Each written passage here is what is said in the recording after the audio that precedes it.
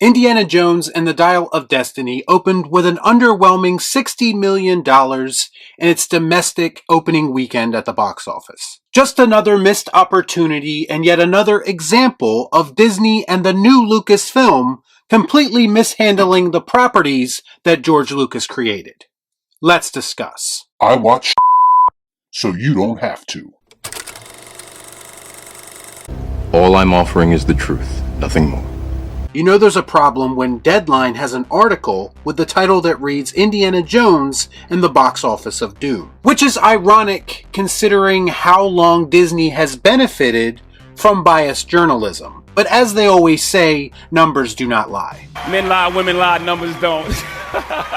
The $60 million opening weekend for the new Indiana Jones movie is on the lower end of projections. And you have to stop and ask yourself, how did a beloved franchise like this not garner enough interest, especially in this era of filmmaking where nostalgia is everything? Now you could say that audiences are growing tired of being nostalgia baited into theaters, because this seems to happen every time a studio wants to lazily bring a dead franchise back to life. Something very familiar about all this. Don't believe me? Well, reactions to this movie have been very similar to the most recent flop we witnessed in the Flash movie. Both films were sold as nostalgia and nostalgia alone, and both films are underwhelming at the box office. If you said to me 10 years ago that we'd have a movie with Michael Keaton's Batman, as well as a movie with the return of Indiana Jones, and that they would both be coming out in the same year, I would have guessed that they would be two of the biggest movies of the year, if not of all time. I'd buy that for $1. Yet we find ourselves in a situation where shills are desperately trying to create buzz for them by saying things like don't listen to the haters, and saying that they don't understand why these movies aren't connecting with bigger audiences. And when it comes right down to it, I just think people with higher standards have finally had enough. We've been down this road many times before, and no amount of shaming, name-calling, labeling, or gaslighting is going to change our opinion on this. Not up in here! Not up in here! Let's be real for a moment. Indiana Jones, along with Star Wars, of course, were the two biggest reasons why Disney bought Lucasfilm to begin with. When Kathleen Kennedy was put in charge, her first priority was to make Star Wars an even bigger franchise than it was. And her second priority, I would imagine, would be to continue the Indiana Jones franchise in some way, or to at least finish the franchise in a satisfying way. And quite frankly, Lucasfilm failed at doing all of these things.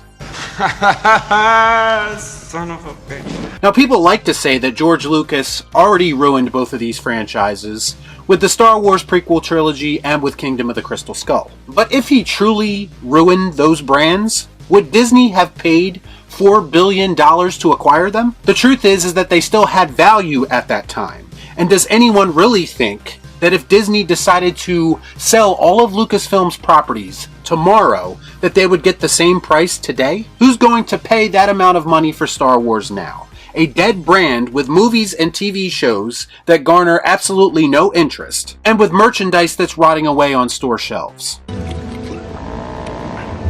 All of that is because of how Disney and Lucasfilm severely mishandled that brand. Who's going to pay that kind of money now for Indiana Jones? Especially after the most recent movie made only $60 million in its opening weekend. After you turned a culturally iconic and beloved character into a bitter old hermit who gets knocked out by his goddaughter in his final moments on screen.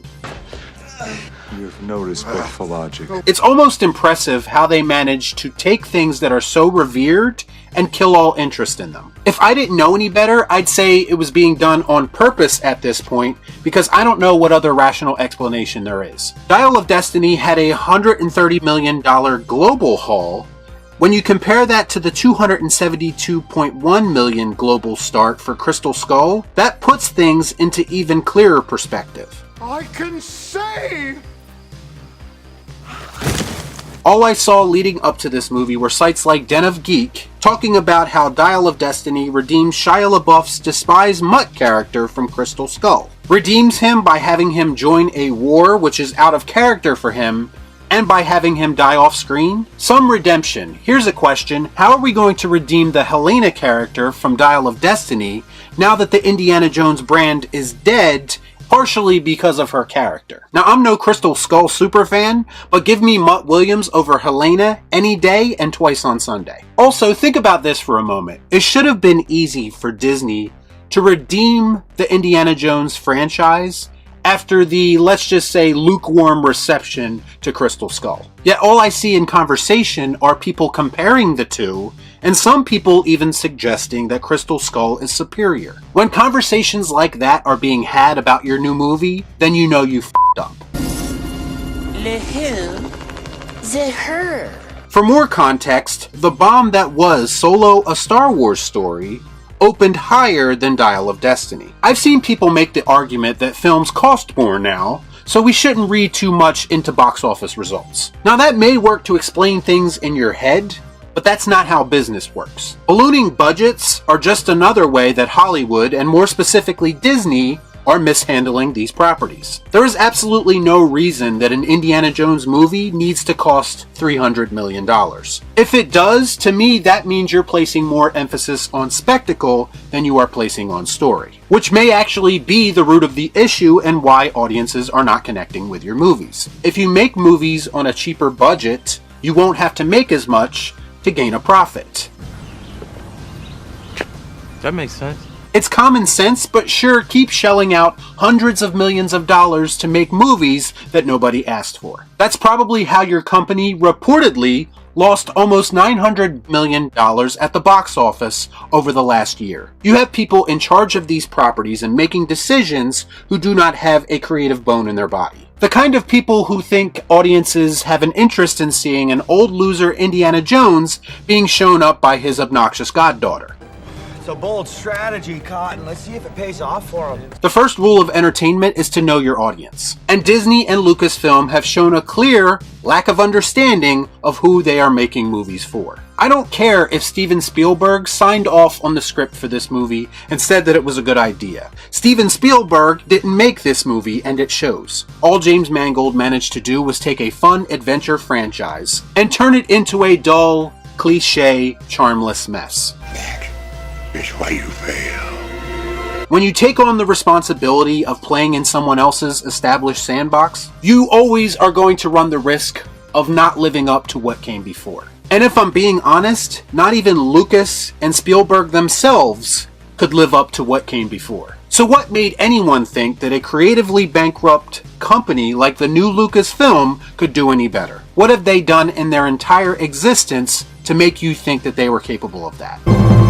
Not a damn thing! What it really comes down to is I think Disney and Lucasfilm have done so much damage to their own brand that people just don't care anymore, and the box office is starting to reflect that. For me personally, I take no pleasure in seeing one of my cinematic heroes go out like this. It actually makes me sick to my stomach. Don't get me wrong, Disney and Lucasfilm deserve everything that's coming to them. But the character and what that character represents deserves so much better. He deserves a better studio, a better creative team, a better story, a better movie, a better finale. But he was never going to get that with these people in charge of his destiny. If I could go back in time, I would stop the Disney and Lucasfilm deal from ever happening. Because all they've really done is take these relics of cinema, which should be in a museum, and exploit them for fortune and glory. But thankfully, they've mostly failed miserably at doing so. So you get nothing! You lose! Good day, sir! Y'all be cool. Right on.